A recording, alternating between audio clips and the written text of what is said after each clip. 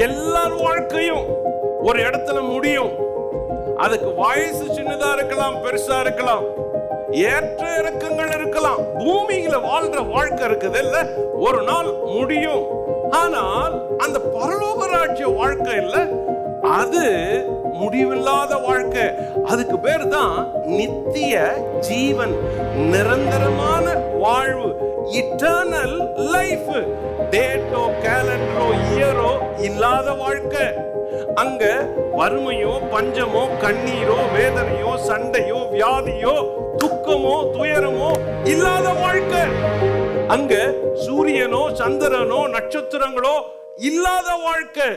அங்க தேவன் மட்டுமே இருப்பார், ஒளியா இருப்பார், பிரகாசமா இருப்பார், நீதிமான்கள் இருப்பார்கள். அங்க சந்தோஷமா